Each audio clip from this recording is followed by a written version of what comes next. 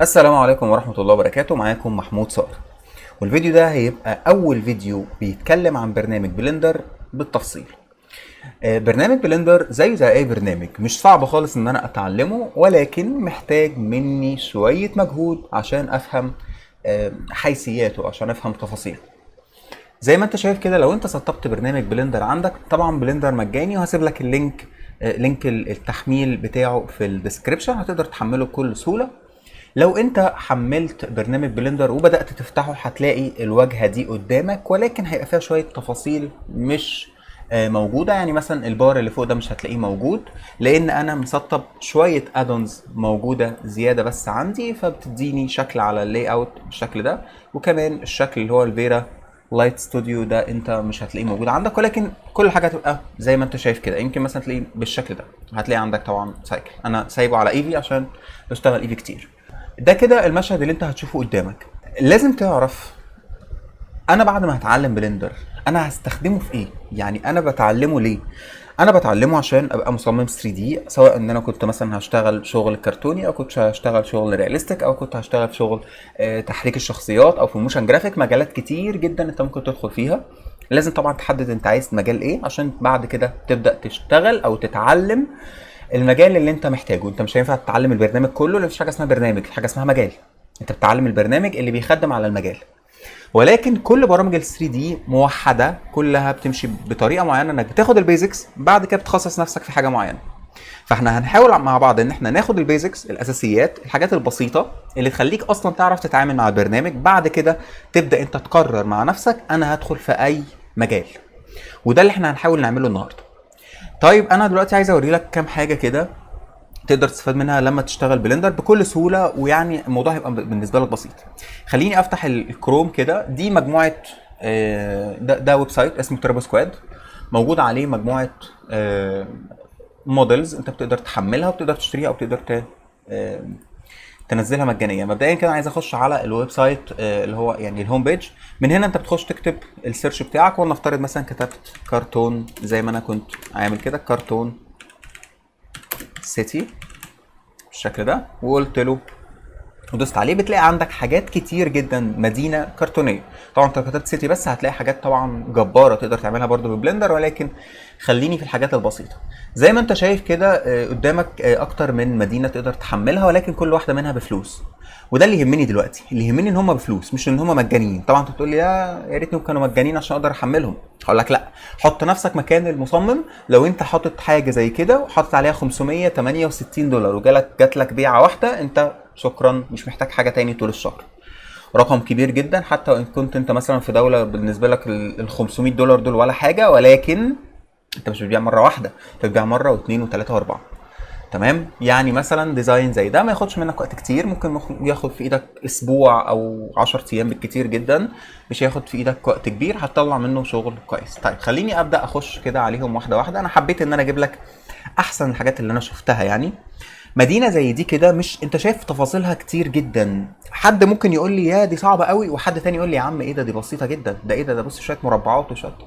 بص، هو الموضوع مش بالسهوله دي. يعني هو الموضوع مش انك بتعمل مربع وبتاع وكده، ولكن بص ليها من منظور العميل. يعني العميل بتاعك لو مثلا انت بتعمل اعلان عن اي حاجه وبدات تتحرك الكاميرا يمين وشمال، هيبقى بالنسبه له طبعا احسن من ال 2 دي مليون مره.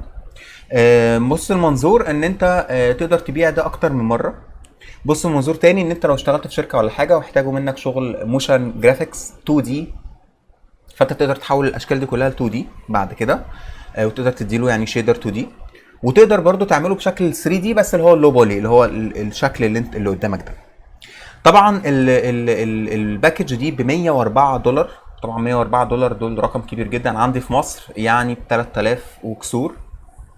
فطبعا ده رقم كويس جدا. لو مثلا بعت لك بيعه كل شهر من الموديل ده، طبعا انت مش تعمل موديل واحد، انت هتعمل اكتر، مش بروجكت واحد قصدي، هتعمل اكتر من بروجكت طول ما انت قاعد بتعمل وبترفع. فلو جات لك مثلا بيعتين ثلاثه، فانت كده تمام جدا. يعني كده انت الدنيا حلوه قوي معاك، مش محتاج انك تشتغل فريلانسر مع حد. دي الحاجه الاولانيه. الحاجه الثانيه ان انت اصلا ممكن تشتغل فريلانسر لو حد طلب منك حاجه زي كده، بتعملها له كاستم، بتعمل له حاجه كاستم، هو بيبعت لك حاجه زيها انت بتعملها له عادي جدا وبتبيعها له، سواء انت هتعمل له فيديو او هتديها له زي ما هي. ده كده كان مثال بسيط. تعالى مثلا نخش المثال اقوى شويه، يعني حاجه زي كده مثلا. تعالى نبص على الصور من قريب شويه. بص يعني دي حاجه اقوى شويه ولكن عطيها ريفليكشن. اعتقد ده معمول سينما 4 دي، ده ريفليكشن بسيط، ريفليكشن سينما. طبعا البرامج كلها تقدر تعمل الكلام ده ولكن بلندر بيسهل عليك الدنيا. اعتقد معمول بسينما ده صح، سينما 4 دي. تمام. يعني بتلاقي طبعا عندك تفاصيل كتير جدا تقدر تعملها.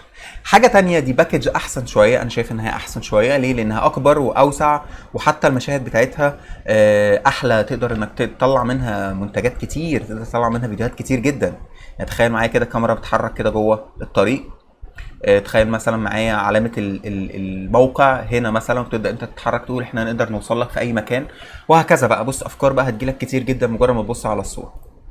هنا يعني بدأ المصمم يديلك شوية واقعية في الديزاين، يعني ما بقاش بقى شكل كرتوني، لا بدأ يديله شوية واقعية. هنا حتى بيقول لك رياليستيك لو بولي ديزاين. يعني بص بدأ يديك واقعية شوية. تعال نقرب شوية كده. يعني اقدر ان انا احط كاركتر هنا، واقدر ان انا احركه، اقدر اعمل فيلم بسيط بحاجة زي كده. مش هيقتصر بقى على ان انا اعمل موشن جرافيك وخلاص، لا اقدر ممكن اعمل بيه مثلا فيلم او حاجة زي كده.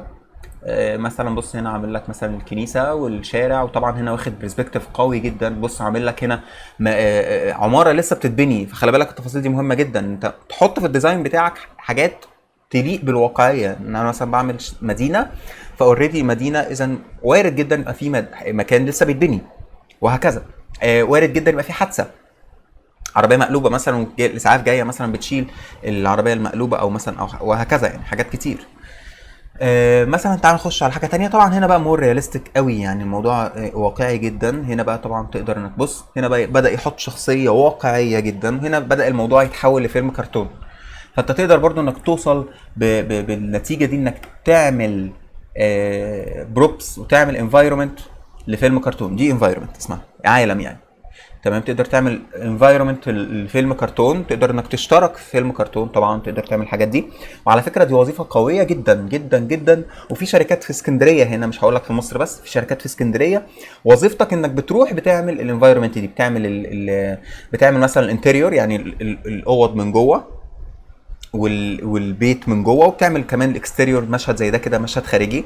بتعمل برضو البيوت من بره، بتعمل الاشجار، بتعمل الحاجات اللي انت شايفها دي. دي وظيفه يعني، مش بس ان انت بتعملها كده وخلاص، لا انت بتروح تاخد مرتب على كده. طبعا مالناش دعوه بالشخصيه دي، الشخصيه دي حاجه تانية خالص، مالناش دعوه بيها، ده مجال تاني. وهكذا بقى. زي ما انت شايف كده الموضوع وصل معانا لمستوى واقعي جدا. ممكن مثلا ده كل ده تربو سكواد. انا حبيت ان انا اجيب لك اكتر من موقع. ده موقع تاني اسمه ده طبعا انفاتو ماركت، معروف جدا، بس تحت يندرج تحت 3 دي اوشن، محيط ال 3 دي حاجه زي كده. طبعا انا هنا ده كده هنا بيقول لك سكاي فاي لو بولي. طبعا هي السكاي فاي ولا حاجه، هي لو بولي عادي جدا، بس هو عاطيها حاجه اسمها بلوم بيخلي الالوان كلها تشع. فيعني طبعا ده بقى ميزه فيه، ان انت تقدر انك تنافيجيت بالشكل ده كده، وتقدر تشوف الديزاين من جوه عشان لما تيجي تشتريه. طبعا زي ما انت شايف الاسعار. بص $100 هنا مثلا، طبعا ده $500 لان طبعا مستوى الواقعيه كبير. تمام. عندك هنا ده 250، يعني مستوى الواقعيه شويه. هنا مثلا ده 62 اقل. ده 100، ما اعرفش ليه بصراحه، هو ما يستاهلش ال 100 بس اوكي. ده برده 100 وهكذا. فكل ما انت ما بتمشي كل ما تلاقي الدنيا بتبقى اقوى، يعني كل ما انت مستواك بيعلى كل ما الدنيا بتبقى اقوى. برضو هنا انا حاولت، يعني انا بص ده زي اللي فاتوا، ولكن انا بحاول ان انا اجيب لك اكتر من ويب سايت. ده برضو سي جي تريدر، هم اكتر 3 مواقع بتقدر تستخدمهم او تشتغل عليهم. تربو سكواد ده اقوى واحد فيهم. بعد كده سي جي تريدر، ويعني اخر واحد بلجأ له اللي هو 3 دي اوشن، لان طبعا اللايبراري بتاعته ضعيفه جدا، مش عليه حاجات كتير. تمام. بس طبعا حلو يعني، عليه تقدر تلاقي عليه اللي انت عايزه، وتقدر تبيع من عليه، واضمن واحسن، لانه طبعا تبع شركه انفاتو، شركه كبيره. ولكن دول انا اللي برشحهم ليك دلوقتي.